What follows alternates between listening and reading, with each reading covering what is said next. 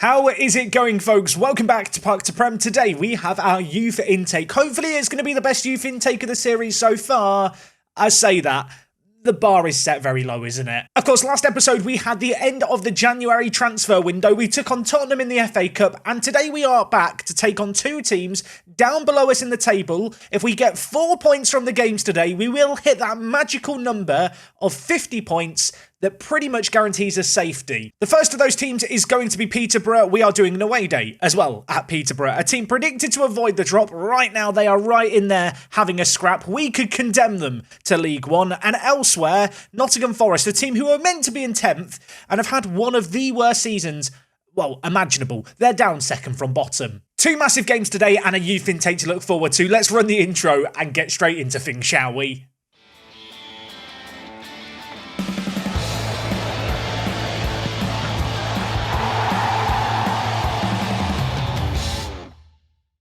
I hope you guys are having a great Thursday so far. We're back here today, and well, Peterborough is first up. But before that, we do have to catch you up on the games since we're last here. And there is a weird sight. Can you spot the thing that feels a little bit weird? That's right, Cavan Williams, 11 goals. Our top goal scorer in all competitions. The goals haven't really come from a singular player this year, but somehow Williams has ended up as our top goal scorer. Once upon a time, we were leaning on Abu Kamara. He's had some suspensions, he's had some injuries, he's not been in the best of form.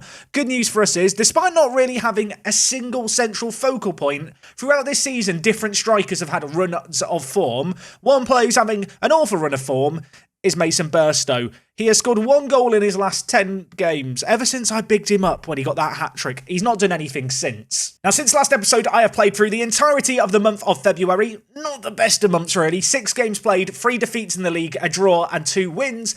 One silver lining, the 2 wins that we got, emphatic wins. We scored 3 goals in each, and they are the most 2 recent results. I suppose the issue with Williams and his goals are they've not really been match winners very often. He's got goals like in this one here against Fulham, a 2-1 defeat away from home against Fulham.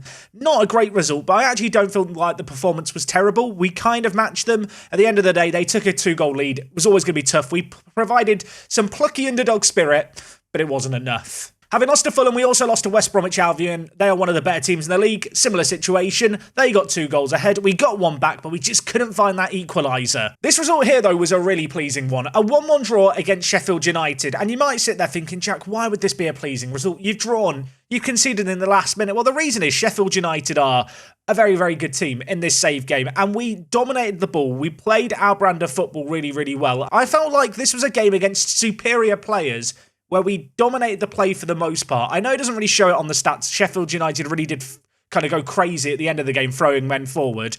In the end, it was Brewster who scored for them, who is still at Sheffield United in this save game, might I add. I say still, turns out he actually moved to West Brom and Middlesbrough. I didn't even know that. How have Sheffield managed that? They're at Sheffield United. Don't want to just say Sheffield. They sold him for 19 million and then bought him back for 800k.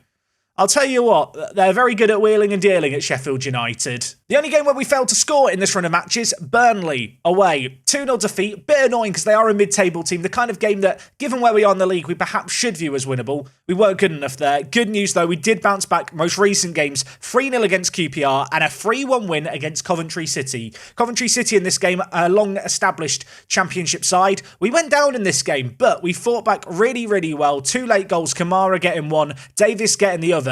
And Davis, of course, in on loan from Man City, has developed an absolute ton.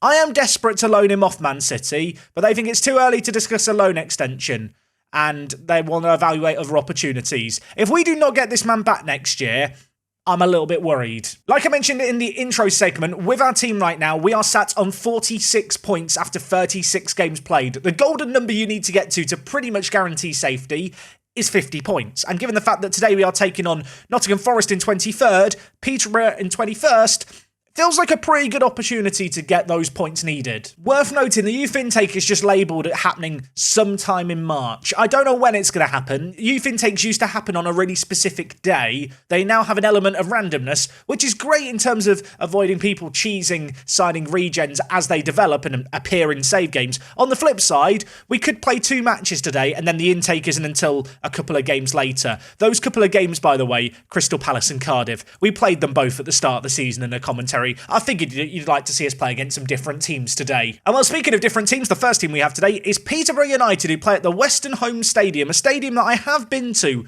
once upon a time. It was when the away day was all standing. I don't know if it is still standing, the away end. I'm sure Peterborough United fans can let me know. Maybe Google Earth's going to let me know. Let's hop into Street View and check it out, shall we? Okay, so for today's away day, we are heading to Peterborough, which is actually not far away from where I grew up. I am from the footballing black hole that is Lincolnshire, for people wondering, and we are heading to Peterborough, which is, well, here. I've been to the football stadium. Am I going to be able to find the football stadium? The answer is yes. Can confirm already, there is a car park. Is it the best car park I've ever seen? Not really. I will say, I do like the road layout. The bushes, they're a nice touch. This is a stadium that is surrounded by houses on all sides. So with bated breath, I'm going to click on the Street View man. And, we can enter the stadium via this road here and go all the way up to the front doors. So if we arrive here, here is Peterborough United Stadium. Yes, it does look a bit like a shed. I do mean that in an endearing way. I love football stadiums like this. I feel like at this point, you know my preference for football stadiums. Stadiums like this that are a bit old, a bit of a blend of the old, blend of the new here. What is going on here? Is this a new stand? This wasn't here whenever I last went to Peterborough. What is there's a reception? It's a business centre. Why is there a business centre connected to the football stadium? Does that mean all this parking's for the business centre? Is the business centre connected to the stadium? I'm sorry, is it two separate things? No, the business stadium is connected to the stadium. I think, was this the old away end or is that end the away end that's all standing up? Can we see seats? I think that's the away end over there. I don't want to say I'm going to be calling up the FA. Those goals there, if they're the football goals, they are not regulation size, are they? They are five-a-side goals they're using here at this football club. That should not be allowed. I suppose the real question here is, Street View options on the pitch. There's plenty of them. What are we going to be able to see? I want to go to the dugout immediately. Here is the stadium on the inside. That is the away end, I remember. It's very cold on Boxing Day. Wrap up warm, pack an extra coat if you're going for like a Christmassy fixture at Peterborough. Speaking from experience here. One of the stands is called the Meerkat Family Stand. I mean, is there a better family stand name out there in the world of football? Let me know what your local team's family stand are called. They've got the Posh written here, because of course that's their nickname. I'm going to assume they were founded in 1934. That feels like a safe bet. What's written on these seats here? Posh is written again. I'll be honest, the writing of Posh on those seats there is a little bit pathetic. And looking at it, this is a more recent photo. It does look like the standing area in the away end has now been replaced with seats. That does make me feel a little bit sad inside. I don't know about anyone else. This is the kind of football stadium I romanticise about. Looks a little bit like a shed, has plenty of character, a bit of a blend of the new, blend of the old. This is an older image before the seating was put in. And I don't know, this for me, this is like my favourite kind of away day. That said, there is not a lot going on around the actual stadium itself. I mean, look, if you want to go to Papa Luigi's Dala Pizza, you can get a great pizza there. But look, if you get a puncture, Quick Fix are next to the stadium, so that's a positive. I'm a little bit confused. Something called Silver Scissors labelled here. Silver Scissors, what is Silver Scissors? Like, is there a hairdressers in the football stadium? That can't be what it is, but I have no idea what it is. I mean, does he look like a hairdresser? Not my hairdresser, at least. Right, the Western Home Stadium, I prefer to refer to it as London Road. I think that's what it used to be called, London Road, before, corporate sponsorship ruined lower league football. Love the stadium itself. Lacking in the facilities, 6.5 out of 10. Heading into this game against Peterborough, a little bit of rotation needed. To be honest, Burstow's just been in such poor form that Abu Kamara's back in the fray, at least for now. I mean, when we've given him the odd cameo, he's actually done pretty well. And a few of these have been sub-appearances where he really has come on to make a difference. And it was the game against Coventry that's kind of convinced me to give him a bit of a run out today. Elsewhere in the team, we're going to see a live commentary debut for Addons. Yeah, we're not going to ever try and say the last name. I will offend the nation of Germany. This man, though, can't yet play left wing back, but given where we are in the league, given the fact that it does feel like we are going to finish mid-table convincingly, I feel like now is the time to train him, to play him, and to get him as much experience at left wing back so that hopefully going into next year, he's ready to play in that area of the pitch. Over at right back, Gabriel is in the team. Of course, he's had lots of issues of injury.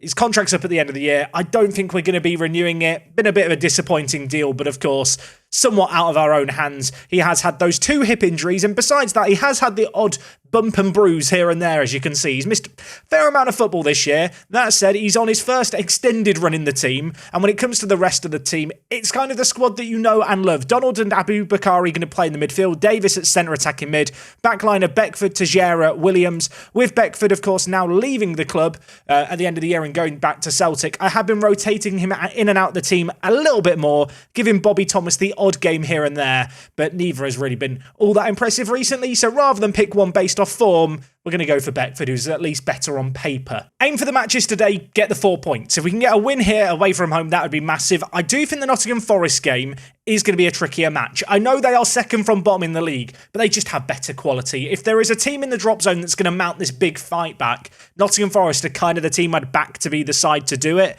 With that in mind, 3 points here feels critical, especially after 2 wins in a row.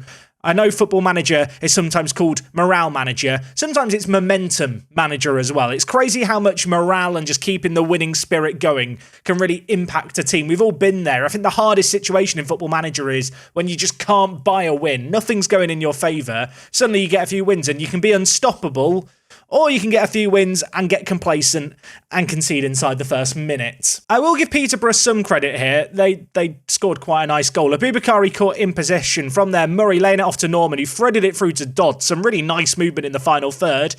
The finish was pretty tidy too. Montrose with a free kick for them, whipping it towards the back post, headed away once. Can Davis help it away from danger? He can, but it's still in a, well, not a great spot. Norman already has 1 assist. He's going to square it. And Balogun, who I believe is one of the top goal scorers in Ligue 1 at the moment in real life, he's scoring for Peterborough in the Championship 10 years in the future. I mean, we didn't deal really with the initial set piece all that well. Davies nodded it away, but only as far as Norman. And, well, we've already seen the passing range that Norman has. Simple ball, squared across.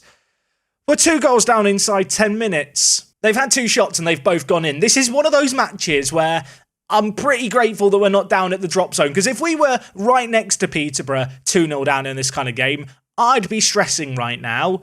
I can afford to be slightly more relaxed, I think. I mean, don't get me wrong, I'm not happy about this one little bit. We're having a lot of the ball, but not doing nearly enough with it. So we're going to do a few of the changes that we've done on the regular throughout this year. We're going to up the passing directness slightly, and in transition, I'm going to have distribute quickly on and get rid of roll it out.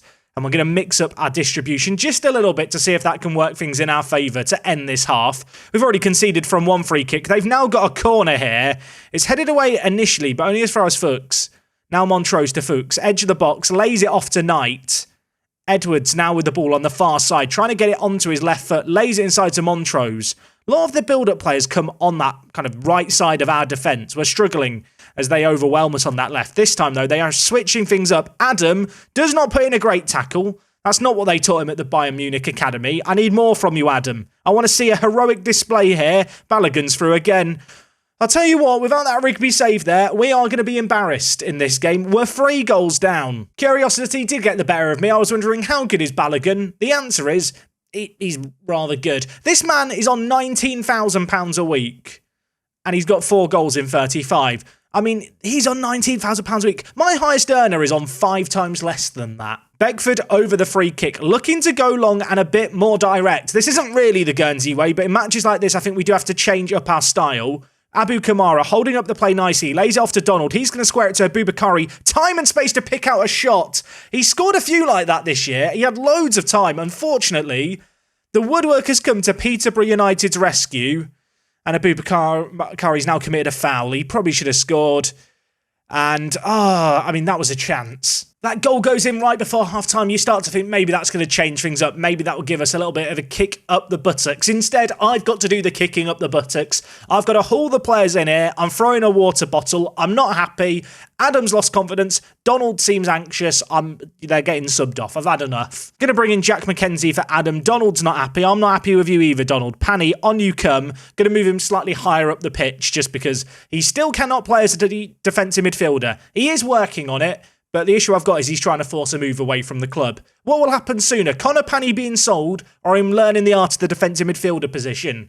That's what I'm wondering. Okay, double change made, immediately a highlight. Am I a genius, or is this going to be a case of things going from bad to worse? Rigby with the ball, look at him, so composed. Look at the dribbling, where's he going? I thought for a second he was going to run straight into their striker. We might have a chance here. Davis, Williams, top goal scorer, and I'll tell you what, he should have had another one for his collection there. Little give and go.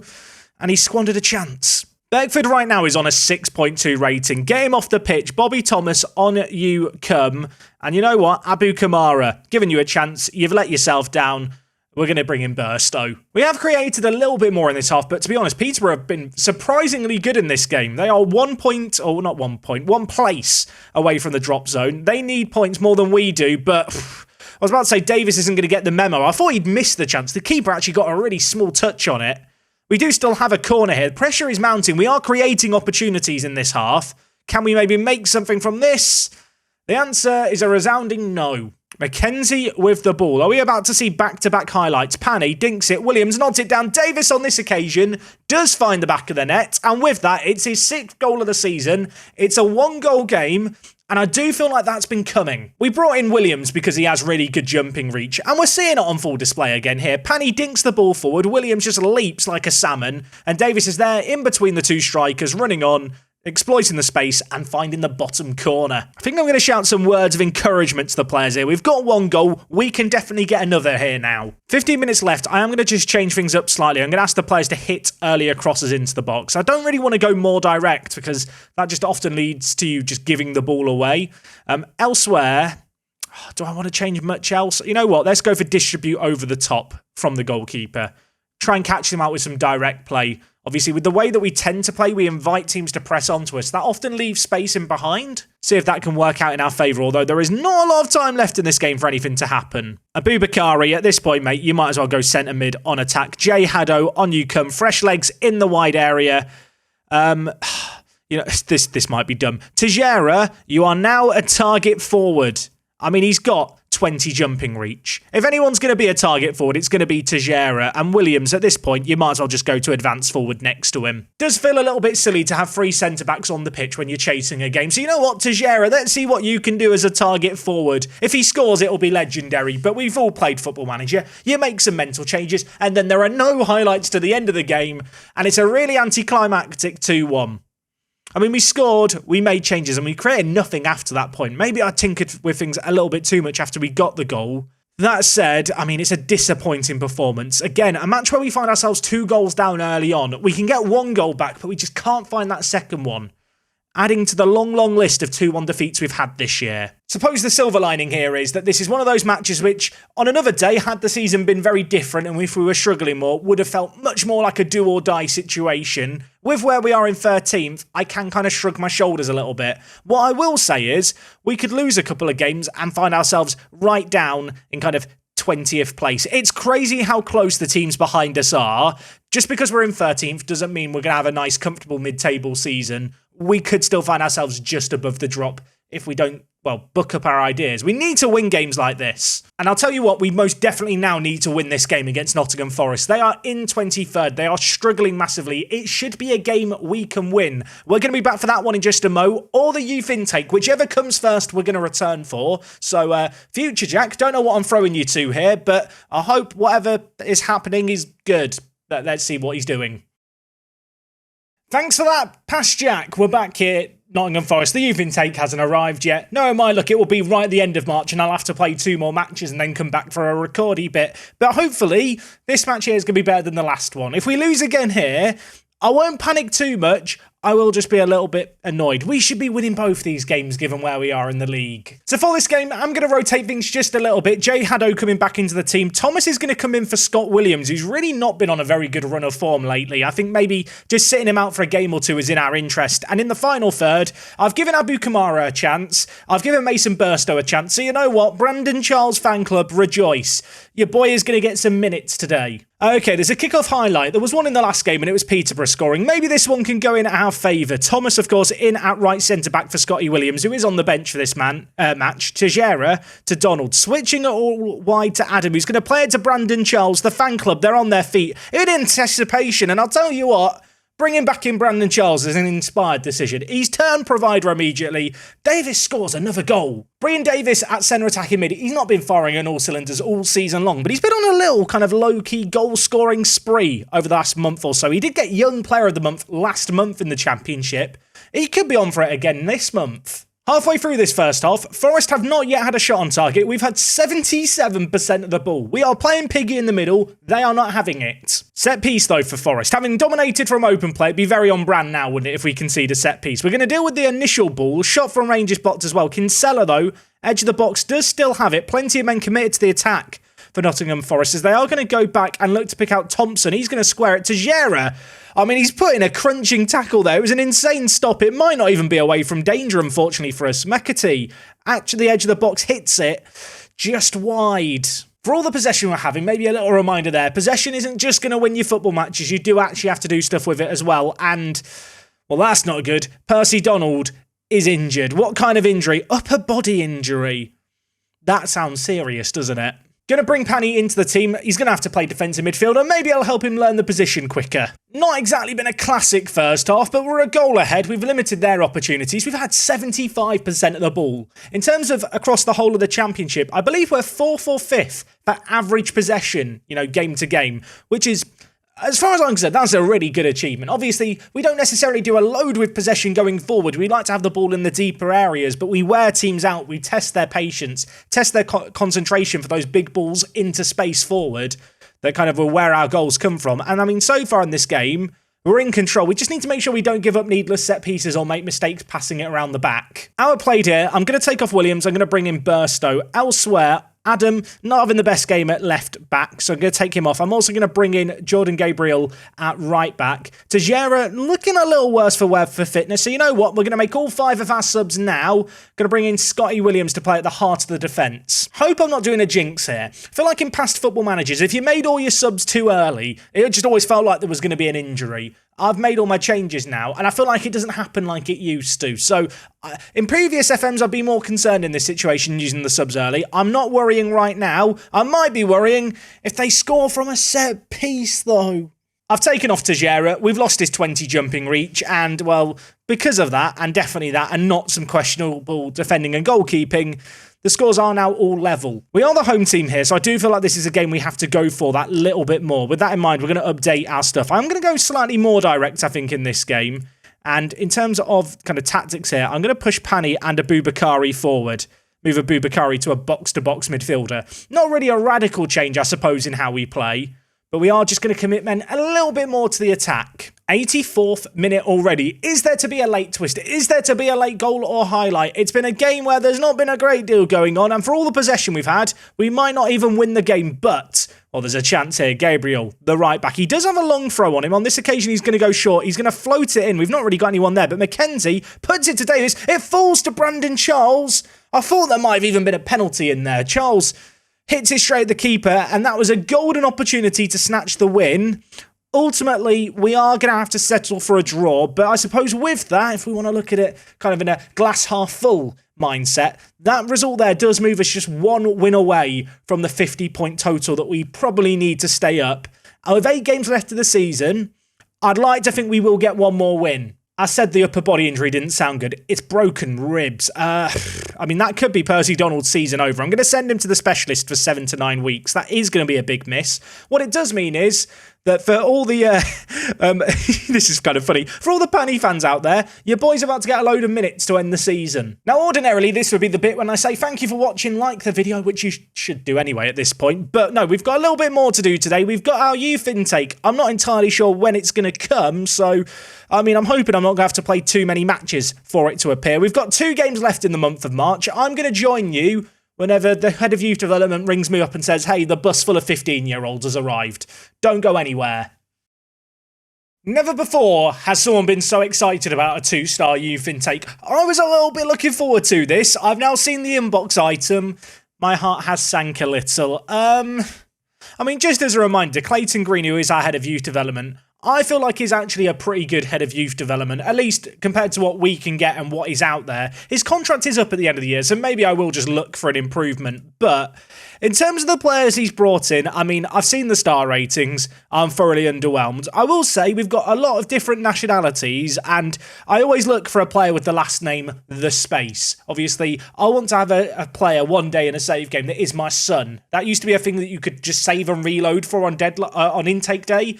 in Football Manager. Now it's kind of predetermined, I believe, in December. But yeah, if you didn't know that, if your manager's over the age of 35, there is a chance you will have a player come through with your last name. And you'll be able to check if they're your player because you can see under their personal info relationships. Anyway, it's a really long tangent to say this intake has made me sad. I mean, who is the best player? Apparently, Richard Moran has the potential to be one of the most gifted players to come through Guernsey in recent years. I mean, the bar was already set rather low. I'm trying to find a positive. I mean, he's got good natural fitness. This can't be the best player that we've got. There are a couple of other players that have got 1-star kind of current ability, so we might as well have a look at them. Perry Denyer here, oh my word. I feel sad. I got really excited and carried away. I mean, this guy's not terrible. Giorgio Nadesan, is he all English or has he got a second nationality? Apparently he's all English. I feel like Nadesan Giorgio. That sounds Italian to me. I don't know why it sounds. Answers on a postcard if it sounds like wherever you're from in the world. I mean, he's a winger. We don't play with wingers. The other player we've got here is Jesper Korpinen. Who looks okay. You might be sat there thinking, wow, Jack, you can say Finnish names okay. It's the only nation where I can kind of say the names okay. So I will make an effort for them. I mean, he's got 16 determination, but he's another winger. I mean, he can play through the middle. Could he play as a shadow striker? Look at his physicals for a winger. They're so bad. I know I'm looking at these players purely on their current ability. Their potential ability of these players is 3 stars. What is 3 stars? Gary Brown, what could you be? Could improve a lot. Apparently he could be a good rating for the senior team. I mean, a few years ago, he probably would have been pretty useful. But for us right now, I am underwhelmed. I've not actually signed any players that have come through our youth intake in like the last 5 or 6 years. So I do actually think with this crop of players, I probably will sign a few simply because I can actually afford to pay them some money out the wage budget. And also because we probably should just have a youth team going now. You know what, rather than end on just all depressing news, some good news going on here. We're improving the youth facilities. It says we're improving them twice. I asked the board to improve the youth level and improve the youth facilities at the same time. And when the youth level was granted, it said in order to do this, we have to improve the youth facilities. So we actually have 2 developments of the youth facilities going on at once. That is where, by the way, all our money has gone, if you're wondering. I am trying to invest into the facilities. This will be done some point soon. I did also get the board to accept improving the youth recruitment. It is now up to 1 star. I think in the past it was like grey star rating. So there's a little bit of improvement there, I suppose. But yeah, keep an eye on the youth facilities ratings. It's 1 star now. In a couple of episodes' time, it might be slightly bigger. And also, how could I forget? The date is the 23rd in March. I did have to play both games off camera against Palace and against Cardiff. You didn't really miss a great deal. A 1-1 draw against Crystal Palace was pretty good. We actually completely rotated the team for this game just because Palace are really high up there in the league and the fixture schedules were looking a little rammed. Scott Williams had a good game. Jay Haddo played well. Kamara got the all-important equaliser for us. Gabriel did get sent off late on in this game. And in the other game we played, it was a 1-1 draw against Cardiff. We took the lead late on. They replied 5 minutes later. Bit annoying that we couldn't hold on for the win, but a point is a point. And yeah, with those results, we're now on 49 points, 6 games left. We should be safe. Now, given the fact this is the 10th season of Park to Prem, I think next episode we're going to do the last game of the season, which is against MK Dons, who are still bottom of the table. On top of that, we'll do some planning ahead of the transfer specials, and we will also just take a look at how football around the world is going, see what's happening. We're 10 years into the future now. There might be some weird and wonderful things I've not quite spotted. If you have enjoyed today's episode, do make sure to drop a like on it. I will be back tomorrow with more Park to Prem action. Until then, take it easy. It is me, Jack, and I'll see you all on the next one. I'm out.